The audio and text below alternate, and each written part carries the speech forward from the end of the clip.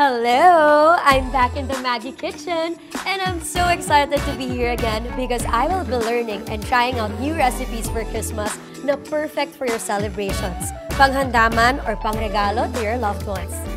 Let's make a good meal made extra special with love and magic. Only here on Cook with Magic with me, Catherine Bernardo.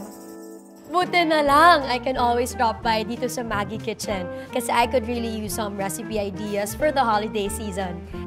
So helping me cook up a holiday feast today is Maggie's Culinary Development Chef, Chef Eric!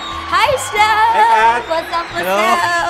Since Christmas is coming, I want to prepare something na very festive ang dating, pero hindi masyadong complicated i-prepare. Do you have any, recommendations, suggestions? Perfect itong recipe na to kasi mukha siyang intimidating or mukha siyang very special. Pero Okay. actually, madali lang tong gawin. Madali, okay. Lasagna, pero gagawa tayo ng no-bake lasagna rolls. Wow, that's exciting. So, Chef, can we run down the ingredients, please? Yes. So first, kailangan natin ng ½ kilo of freshly ground beef. Importante dito, cut freshly ground. Okay, so let's start. So mainit na yung Yes, ating hot pan. na. Okay, game na. So, since non-stick pan naman yung gamit natin, so ano lang, yan, spread as fast as you can. Yeah. Kasi the more na closer to room temperature, faster din yung browning. Ayan, nakita mo, bilis mo nag-brown kagad. So, tingin ko nga, parang di ko na kailangan maglagay ng oil kasi naman nagmamantika rin kagad, di ba? Yes. Okay, now, so, dahil nag-brown na, what you can do is make a well in the center. So, yan, gawa ka ng, yan. Wow. Push it as much as you can. Okay. Nakita mo, magpupull yung oil sa gitna, di ba? Kung gusto mo na toasted yung flavor ng garlic, you start with the garlic. The more you chop the garlic, the finer it is, the more flavorful yung magiging lasa ng garlic. So, eto, konting amount lang, malasa Yes, kahit na to, konting Chef. amount lang, malasa na. Okay, so yan. Light browning, enough na. We can now add our onion. Okay, so wag mo muna ipupush kasama nung meat, ha? So, ano lang talaga, yung garlic and onion Diyan lang lang. talaga. Yes. Okay. Now, any chance na naiiyak ka kapag nag-iwa kang sibuyas? Minsan, Chef. Ito yung tip. Kailangan Ano siya? matalim yung kutsilyo mo. Okay. Kasi the more na dull yung knife mo, nabubruise mo yung onion, lumalabas lalo yung sulfur from the onion. But if you use a sharp knife, konting action lang nahihiwa na, mas nare-retain mo yung juices na nagkakos ng teary eye. Yun lang pala. So, di ba, nag-translucent na yung, natin, yung onion, Yes. no? Oh my God, toasted na.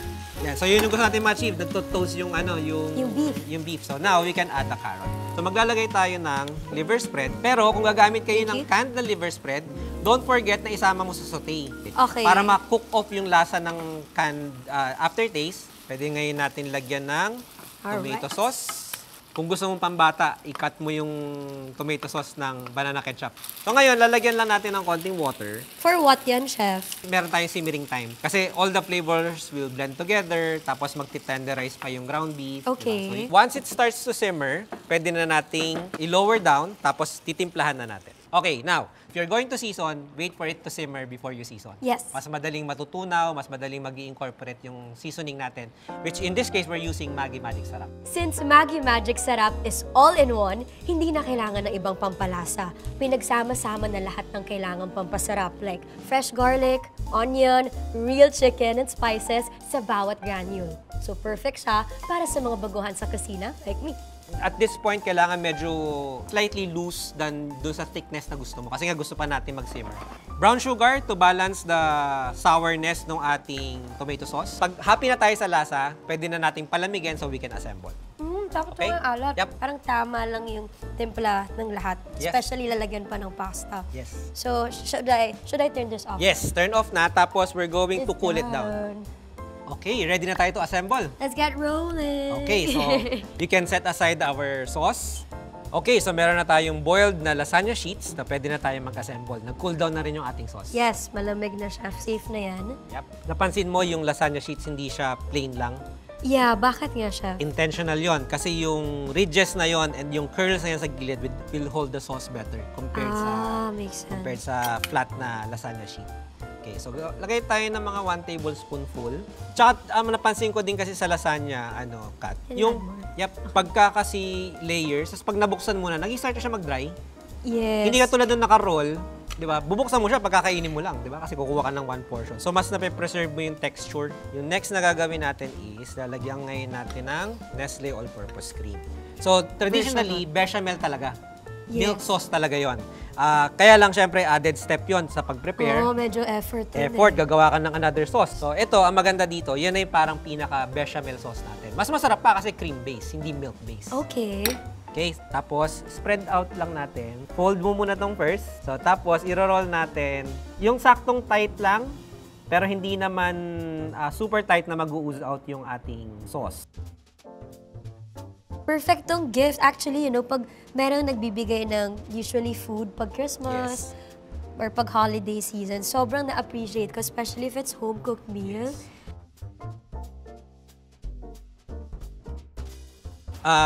Aim for each piece. Yes. Okay, each piece like Yes. this much? Yes, correct. So, kailangan, chef, mainit so that the cheese can melt. Yes.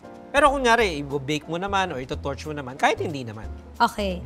Okay. Yan. So ngayon, One each. Yep, i-grate natin yung ating mozzarella. Actually, hindi lang to pang Christmas. Pag birthdays, pwede also.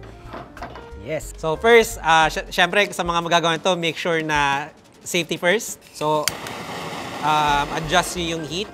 Tapos, ang technique, Kat, kailangan galaw ka ng galaw. Okay. Mabagal yung galaw, pero galaw ka ng galaw. Go. Okay. Okay, chef. Keep moving. Keep moving. Not too close. Taas mo ng konti. Yan. So, para yung pag-melt niya, pantay. Hindi siya magbe-burn. Ayan, melted na. Ayan, nakita mo, yung next step after melting, nagba-brown naman na. Yeah, yun yung masarap Diba? Yung toasted with cheese. Yan, Okay. chef. All good? Yes. So now, you can finish it with your herbs. So we have here parsley. Yep. How much? Konti lang, mga 1 teaspoon worth lang. And we are done for our first dish. Chef, ito na yung favorite part natin, which is... Tikingan na. Yeah, Ay, mali ba? Sorry, mali ba? Tuloy nyo lang. Bakit? Kasi medyo malasway. Ay, sorry. And we are done, chef. Ito na yung favorite part natin. Yes, tasting portion na. Let's go, chef. Okay. Ang saya na to. Di ba, ang dali i-portion. So, 1 roll per person. And then, kapag cheat day mo, pwedeng Pwede ka magdalawa. Pwede two. Na-elevate talaga ng Maggi Magic Syrup na nilagay natin yung flavors, no? Yes, lasap na lasap mo lahat ng ingredients na nilagay natin. Complementing yung sauce dun sa pasta. We Pinoys love to share and we love to eat. So, aside from lasagna, ano yung masarap na isama doon? Okay, so syempre dapat creative at saka bagay na bagay sa mga young cook katulad mo nag-start sa inyong cooking journey. Okay. So gagawa tayo ng embutido pero gagawin nating meatballs. Tapos it could be pork, it could be chicken. Well-loved recipe na siya. Ang embutido. So how to refresh the recipe? So ginawa ko siyang meatball. Meatballs. Okay, so it's like embutido with a twist. Yes. So meron tayong 1 cup ng breadcrumbs. So first, gagawa muna tayo ng panad. So we add this. Everything? Yes. Kailangan ma-rehydrate yung breadcrumbs with the cream. Sasama natin yung egg para maging egg and cream mixture siya. Okay. Crack it on a flat surface. Flat surface. Yan. Okay. Add na, chef? Yes. 1 egg down. And then ito yung magiging binder natin dun sa ating embutido. Okay, so we set it aside mga 1 minute while we prepare our meat mixture. This one is pork shoulder or kasim. Yun yung preferred kong cut ng meat pang giniling kasi mayroong meat, tas meron ding konting fat for flavor and juiciness. Okay. Okay. So, carrot first. Carrots. Yes. Check. Pickle relish. Meron din kasing konting tartness yan, di ba? Okay. So, ibabalance din niya yung sweetness ng raisins. So, green bell pepper and red bell pepper para very Christmas yung ating embutido. Yan. And then, we're going to Lagay add na cheese. agad to, chef? Yes. We're going okay. to use 1 sachet 8 gram of Maggi Magic Sarap. Okay. Yes. Walang tatalo sa combination ng Maggi oyster sauce and Maggi Magic Sarap. Just imagine, yung Maggi oyster sauce with its natural umami combined with an all-in-one goodness of Maggi Magic Sarap, hindi mo na kailangan mag-add ng iba pang pampalasa. Yes. So now, as you mix that, pwede na yung ilagay yung ating panad. So chef, bakit pa tinawag na embutido? Apparently, ang Spanish word ng sausage is embutido. With the American influence, kaya nagkaroon ng hotdog, nagkaroon ng cheese, nagkaroon ng mga, kunyari, mga sausages sa loob. But traditionally, ano lang talaga siya? Ground meat mixture lang talaga siya. Okay, so ngayon, lalagyan na natin ng stuffing. So, kuha tayo ng mga 2 tablespoon worth ng ating mixture. So, make sure na malinis ang kamay kapag kahahawak ng fresh meat para hindi rin madaling mapanis yung pagkain. Okay. Importante itong step na to kasi kailangan mawala yung air sa loob ng meatball. Kasi pag may air at finry mo, magka-crack yung meatball. So, but first, curve yung palm, tas yung the other hand naka-curve din. Enough na to, Chef. Yes. So, curl. Naka-curve to, tas naka-curl to. Tas medyo hahampas mo ng konti kasi that will remove the air from the inside. Okay. Tapos, gawa ka ng indentation doon. Tapos, kuha ka ng quail egg. So, kung walang quail egg, pwede rin naman yung hard-boiled egg. Normal egg lang. Hiwain nyo lang na mas maliliit. Yan.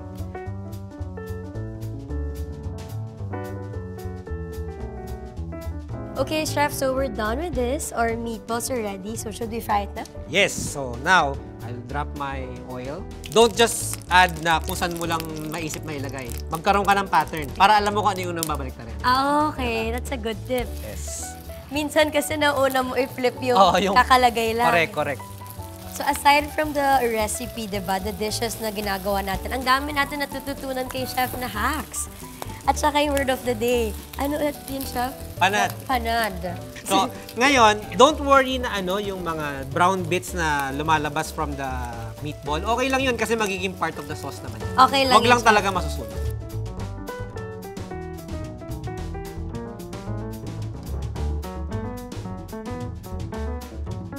Okay. Now, nakita mo yung mga brown bits na nandyan. Yan yung flavor. So, gusto nating hindi masayang yan sa paggawa ng sauce. So, what I'll do is, I'll remove some of the excess oil. Maybe half of it. Yep, half.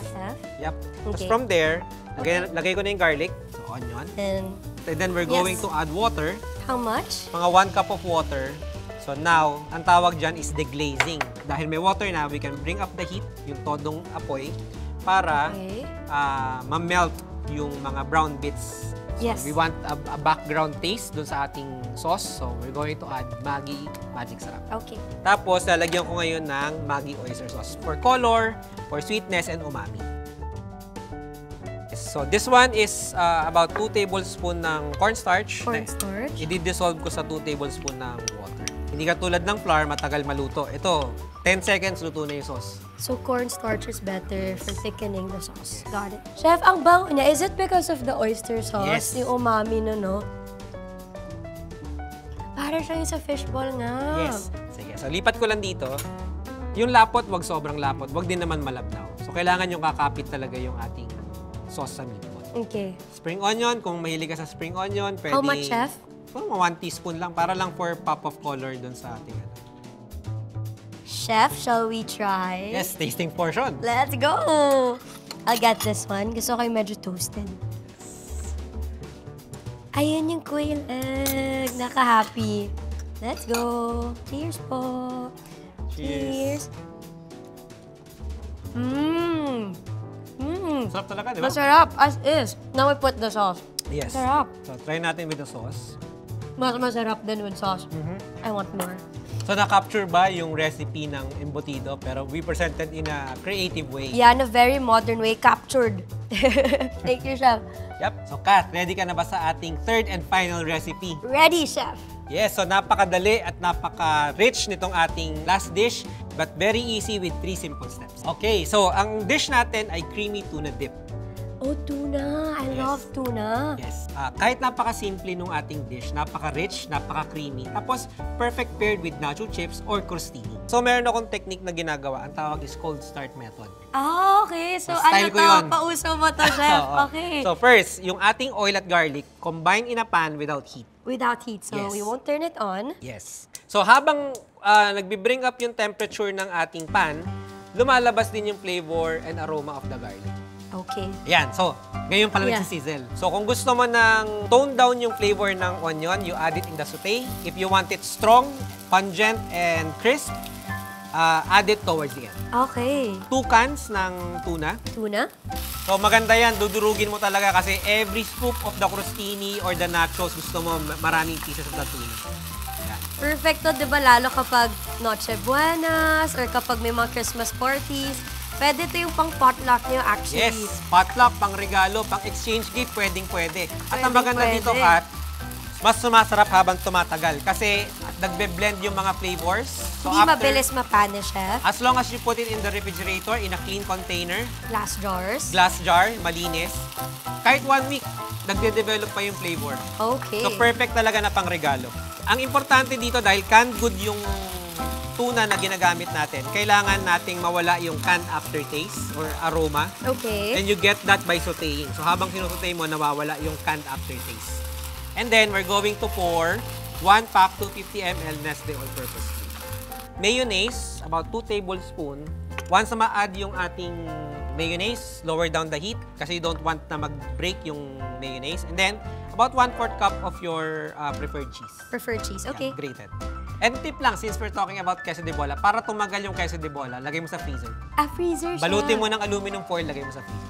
Then, pag nag-simmer na, we can now add 1 sachet, 8 gram of Maggi Magic. Alright. With Maggi Magic Sarap, hindi mo na kailangan maglagay ng salt, ng pepper, no, ng MSG, nandiyan na lahat ng mga seasoning na kailangan natin. Tutunawin lang natin yung Maggi Magic Sarap doon sa ating tuna dip. So, when you taste this, imagine mo, mag-i-intensify pa yan ng mga 20% pagka na-cool down. Kasi syempre, pag mainit, parang nagbe-blend pa yung mga flavors together. You can taste a little bit. Okay, let's try it. Hindi ko na nasaan yung mayo. Okay. Okay, so now, let me plate this. Let's add the nachos. Okay, tasting time. Okay, let's try it. Okay, so pwede mo i-serve with crostini like this, or you can serve it with nachos. Thank you so much. Wow, I like it. I think perfect to, Chef, for appetizer nga. Because it's so easy to do. Ang bilis, pero sobrang presentable. Wow, this is good. Thank you so much. That's it for today, Chef. Nabusog talaga ako from all the amazing dishes and lalo na sa mga kitchen tips, trivias, and ideas na shinare mo sa amin. So, thank you so much, Chef Eric. Happy holidays! Thank you so much, Kat. And nag-enjoy ka ba? Super nag-enjoy ako. Super nag-enjoy din ako. Super. Happy holidays! See you on the next Bye! one. Bye-bye! Gawing magical ang Pasko with Maggi and visit our website for more magical recipes at maggi.ph. Keep spreading the love and magic always. This has been Cook with Magic with me, Catherine Bernardo. #GoingMagical. Happy holidays, everyone!